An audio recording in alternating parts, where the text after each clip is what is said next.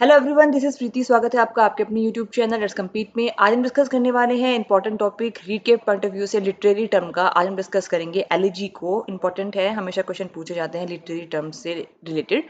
Sonnet इससे पहले मैं डिस्कस कर चुकी हूँ, तो वो आप जो है वीडियो में जाकर के देख सकते हैं, प्लेलिस्ट में आपको मिल जाएगा। आज हम डिस्कस करेंगे एलिजी। बेसिकली एलिजी को डिस्कस करने से पहले मैं बता देती हूँ एलिजी होता क्या है। एलिजी एक तरीके के मॉर्निंग सॉन्ग्स हैं, शोक गीत अगर मैं बोलूँ हिंदी में तो वो होती है एलिजी। तो चलिए कुछ पॉइंट के हिसाब से मैंने यहाँ पे बनाए हैं, तो उससे हम देख लेते हैं एलिजी क्या है। बहुत सिंपल तरीके से मैं आपको बताऊंगी ताकि आपका कोई क्वेश्चन इसके रिगार्डिंग गलत ना हो और कॉन्सेप्ट आपका बिल्कुल क्लियर हो जाए। फिर भी अगर कुछ डाउट हो तो मुझे कमेंट सेक्शन में बता सकते हैं। चलिए फर्स्ट देख लेते हैं। Elegy is also known as mourning songs. Elegy को मॉर्निंग सॉन्ग्स कहते हैं, मतलब शोक गीत होते हैं ये। It is also known as lamenting poems. वही है कि शोक गीत इनको कहा जाता है। Lamenting and mourning are synonyms, ठीक है। तो अगर आपसे पूछा जाता है एलिजीज क्या है, तो वो मॉर्निंग सॉन्ग्स भी करेक्ट होगा, लेमेंटिंग पोएम्स भी बिल्कुल करेक्ट होगा, ठीक है। शोक गीत हैं। Second, it is derive from Latin word elegos. देखो ये हमेशा पूछा जाता है जो आपके लिटरेरी टर्म है वो कहाँ से डिराइव हुए हैं। तो एलिजी जो है डिराइव हुई है लैटिन वर्ड से, वो है आपका एलिगोस, विच मीन्स अ लेमेंटेशन। उसका मतलब होता है शोक करना, ठीक है, याद रखना। थर्ड पॉइंट है, it is a poem with serious reflection. ये इस तरह की कविता होती है जिसमें सीरियस रिफ्लेक्शन होता है, मतलब जो इसका मूड है कविता का वो सीरियस होता है, ठीक है। क्योंकि आपने बोल दिया कि ये शोक गीत है, तो अगर हम शोक की बात करते हैं तो ऑब्वियस सी बात है कि उसमें जो आपका मूड होगा पोइट का वो हमेशा सीरियस होगा। चलिए फोर्थ पॉइंट है, it is specially written on someone's death. जो एलिजी है वो किसी के मरने के ऊपर लिखी जाती है जनरली। जो है कवि लिखता है जब किसी की डेथ हो जाती है, पुराने टाइम में लिखते थे, तो उसको हम कहते थे एलिजी, ठीक है। चलिए नेक्स्ट देख लेते हैं। Fifth point, allergy focuses more on poets emotion rather than story. जो एलर्जी होती है उसमें जो सबसे ज़्यादा फोकस होता है वो स्टोरी पे ना हो करके इमोशन पे होता है कि पोएट कहना क्या चाह रहा है, और इमोशन इसका बहुत गहरा है। शोक का इमोशन है, तो ऑब्वियस सी बात है कि इसके जो फोकस रहेगा वो इमोशन पे रहेगा रादर देन स्टोरी।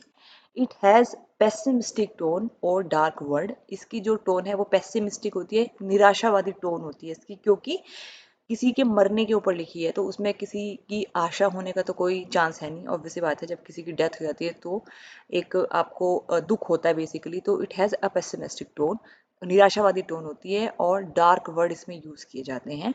सेवन देख लेते हैं, it's subject matter is serious. जो एलिजी है उसका जो सब्जेक्ट मैटर होता है वो बेसिकली सीरियस होता है, ठीक है। तभी इसमें कहा भी गया है कि एलिजी के अंदर सीरियस रिफ्लेक्शन होते हैं, बिकॉज ये डेथ के ऊपर लिखी गई है। Theme of elegy is death, war and love. ये बेसिकली कहने का मतलब क्या है कि डेथ है उसमें भी आपका एक तरह का शोक होता है, वार है जब लड़ाई झगड़ा होता है उसमें भी शोक है।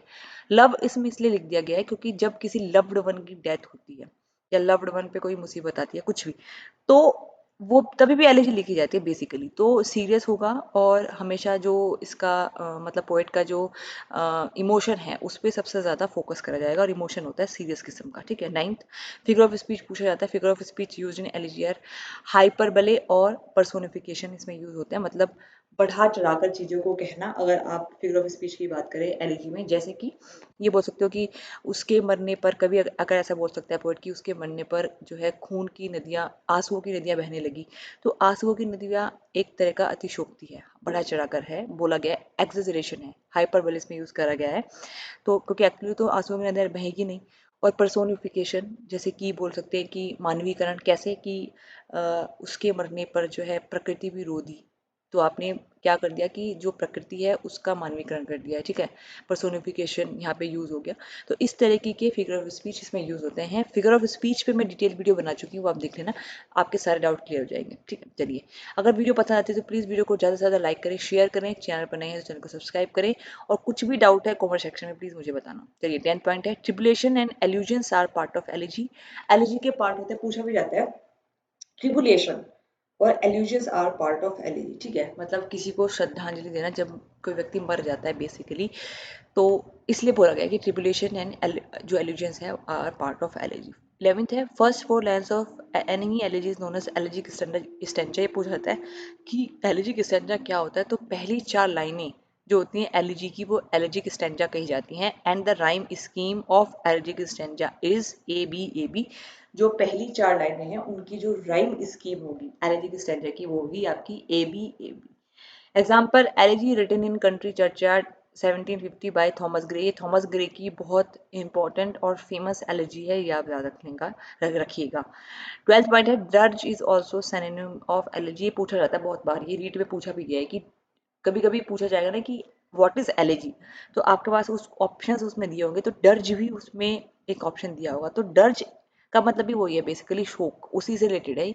तो डर्ज एक सिनोनिम होता है एलर्जी का। तो अगर आपसे पूछा जाएगा कि एलर्जी क्या है, ऑप्शंस में अगर दर्ज भी लिखा हुआ है तो दर्ज पे आप मार्क करेंगे, ठीक है। चलिए अब ये देख लेते हैं कि जो एलर्जी होती है ना, हमारी जो पोएम होती है, लेमेंटिंग पोएम होती है, उसकी जो वो फ्रेम करी जाती है, कंस्ट्रक्ट करी जाती है, तो किस तरह की स्टेजेस उसमें आती हैं। तो 3 स्टेजेस में एलर्जी कंस्ट्रक्ट होती है।